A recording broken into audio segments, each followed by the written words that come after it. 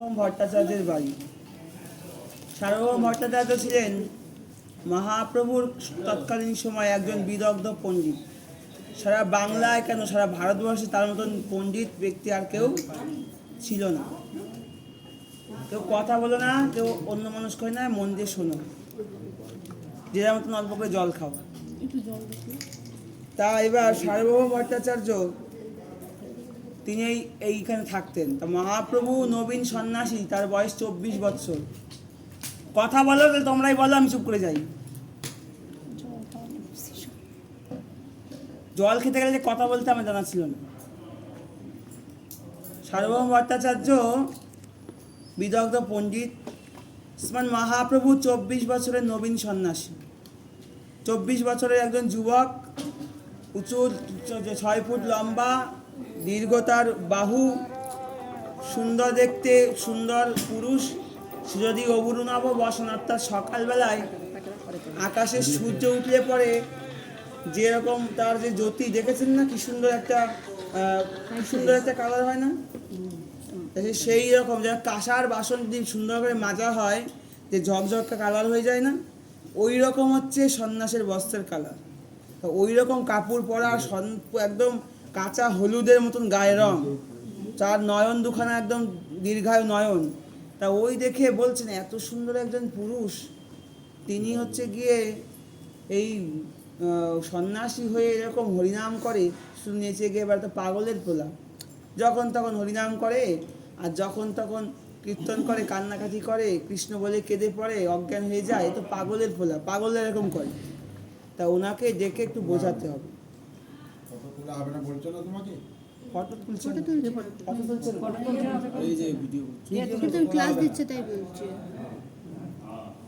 তো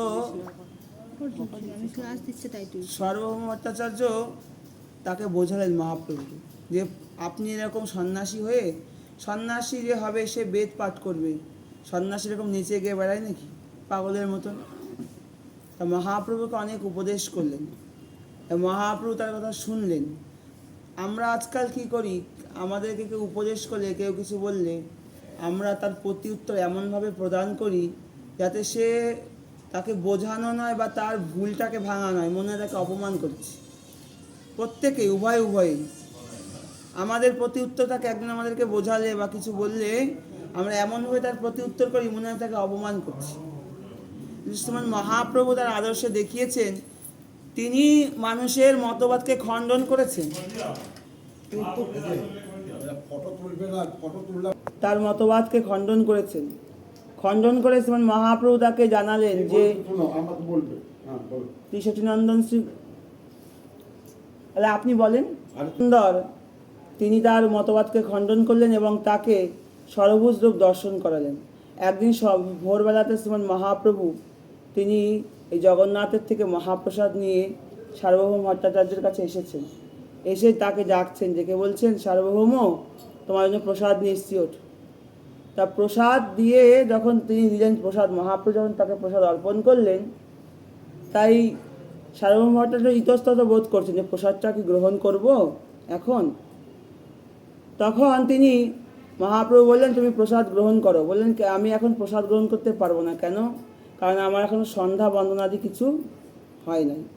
মহাপ্রভু বললেন, প্রসাদ পাওয়ার সঙ্গে সঙ্গে তা ভক্ষণ করতে হয়, প্রসাদ তুমি গ্রহণ করো। এখান থেকে আমাদেরকে মহাপ্রসাদের সম্মানের কথা মহাপ্রভু আমাদের আদর্শ শিক্ষা দিলেন। আর বিশেষ একটি বার্তা, এই পুরীধামে প্রসাদের কোনো বাদ বিচার নাই, কোনো এঁঠোর বিচার নেই। প্রসাদ কখনো এঁঠো হয় না এই পুরীধামে। এখানে মহাপ্রভু আমাদেরকে জানিয়েছেন যে এই যে নীলাচল শ্রীক্ষেত্র পুরীধামে প্রসাদ যদি কোনো কুকুরেও খায়, হয়তো কোনো প্রসাদ পড়ে গেছে, কোনো কুকুরে খেয়েছেন, সেইখান থেকে প্রসাদ তুলে আমরা খেতে পারি, প্রসাদের কোনো বিচার নাই। তাই এখানে খাবো না, এর সঙ্গে ঠেকলে এঁঠো হয়ে গেল, এটা হলো, এই বিচারগুলো না আমাদের মধ্যে, এই অন্ততপক্ষে পুরীধামে এসে না হয়, বাড়িতে গিয়ে আমরা করবো এই বিচারগুলো। যাই হোক, তো এই স্থানে শ্রীমান মহাপ্রভু আমাদেরকে এই সরভুজ রূপ দর্শন করিয়েছেন। দেখুন এই ফটো দেখতে পাচ্ছেন, তিনি আমাদেরকে জানিয়েছেন যে তিনি সেই রামচন্দ্র, তিনি তীরধনুকধারী, তিনি সেই ব্রজেন্দ্রনন্দন শ্রীকৃষ্ণচন্দ্র, যিনি মুরলীধারী। আবার তিনি এই স্থানে এই নদিয়াচন্দ্র হয়ে দণ্ড কমণ্ডল ধরে জগজ্জীবকে শিক্ষা প্রদান করেছেন। তাই আমরা কীর্তনে গাইলাম জয় জয় জগন্নাথ সচিরনন্দন। এখানে জয় জয় জগন্নাথ সচিরনন্দন, জগন্নাথ শব্দের দুই অর্থ। এক অর্থ হচ্ছেন তিনি জগন্নাথ, স্বয়ং ভগবান জগন্নাথ। আবার এই জগন্নাথ আর এক অর্থে হচ্ছেন তার পিতার নাম হচ্ছে জগন্নাথ মিশ্র এবং সচী মায়ের সন্তান সাক্ষাৎ জগন্নাথ শ্রীমান মহাপ্রভু। তাই জয় জয় জগন্নাথ সচিরনন্দন, ত্রিভুবন করে যার চরণ বন্দন। শুধু আমরা নয়, ত্রিভুবনের সকলে তার চরণ বন্দনা। নীলাচলে শঙ্খচক্র গদা পদ্মধর। নীলাচল ধামে শ্রীমান জগন্নাথ তিনি বিষ্ণু চতুর্ধামূর্তি রূপে শঙ্খচক্র গদা পদ্মরূপে অবস্থান করছেন। এবং নদিয়া নগরে দণ্ড কমণ্ডলকর, নদিয়ায় তিনি সন্ন্যাসীর বেশে দণ্ড কমণ্ডল ধারণ করেছেন। কেহ বলে পুরবতে রাবণ বধিলা। আবার এই শ্রীমান মহাপ্রভুই ত্রেতা যুগে রামচন্দ্র অবতারে রাবণ বধ করেছিলেন। গোলকের বৈভবল্যা প্রকাশ করিলা। তিনি কৃষ্ণ অবতারে গোলকের সেই সমাধুর্য রাধা ভাবাশ্রিত যে প্রেম জগতে তিনি দান করেছেন। তাই কেহ বলে পুরবেতে রাবণ বধিলা, গোলকের বৈভবল্যা প্রকাশ করিলা। শ্রীরাধারও ভাবে এবে গোড়ায় অবতার। এবার যে শ্রীমান মহাপ্রভু এসেছেন তাকে দেখতে পুরুষের ন্যায় হলেও, তার দেহটা পুরুষের হলেও ভিতরের যে তার যে ভিতরে যে কান্তি বা ভিতরে যে তার তত্ত্ব, এটা হচ্ছে শ্রীমতী রাধারানী। তাই শ্রীমতী রাধারানীর ভাবকান্তি বিলাসকে অঙ্গীকার করে শ্রীমান মহাপ্রভু এসেছেন। তাই শ্রীরাধার ভাবে এবে গোড়ায় অবতার, হরে কৃষ্ণ নাম গোড়া করিলা প্রচার। আমরা এখন জগতে অনেক নাম করি, বহুবিধ নাম, কিন্তু এখানে বাসুদেব ঘোষ ঠাকুর আমাদেরকে একেবারে জানিয়েছেন যে মহাপ্রভু যদি কোনো নাম প্রচার করে থাকেন সেটা একমাত্র হরে কৃষ্ণই মহামন্ত্র। বলো হরে কৃষ্ণ কৃষ্ণ কৃষ্ণ হরে হরে, হরে রাম রাম রাম। শ্রীমান মহাপ্রভু জানিয়েছে আমাদেরকে যে কীর্তন করলেই হরে কৃষ্ণ মহামন্ত্রই কীর্তন করতে হবে। বাসুদেব ঘোষ কি বললেন যে শ্রীরাধার ভাবে বে গোড়ায় অবতার, হরে কৃষ্ণ নাম গোড়া করিলা প্রচার। তাই এই মহামন্ত্র কীর্তন করতে বাসুদেব ঘোষ বলে জোর করি হাত, যেই গৌর সেই কৃষ্ণ সেই জগৎ। যেই গৌর সেই কৃষ্ণ।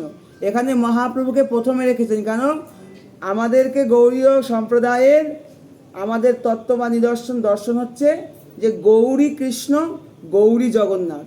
মহাপ্রভুকেই প্রাধান্য দিয়েছেন যে মহাপ্রভুই গৌর, মহাপ্রভুই কৃষ্ণ, মহাপ্রভুই জগন্নাথ। এই জন্য এই গৌড়ীয় সম্প্রদায়ে মহাপ্রভুকেই প্রাধান্য দিয়ে তাকে সেবা করার কথা আমাদেরকে আমাদের পূর্বপ্রতন আচার্যপাদ বলেছেন। আমরা এখানে এসেছি সেই সার্বভৌম ভট্টাচার্যের গৃহে শ্রীমান মহাপ্রভুকে দর্শন করব, প্রণাম করব। যা যা সামর্থ্য এখানে প্রণামী দিয়ে এখান থেকে শ্বেতগঙ্গা দর্শন করে আমরা গৃহে ফিরব। হরে কৃষ্ণ। বলো শ্রী নন্দন শ্রী গৌর হরি কি, ধাম কি, জগন্নাথ বলদেব সুভদ্রা মহারানী কি, জগৎ গুরু শ্রী প্রভুপাদ কি, তাই গৌর প্রেমানন্দে।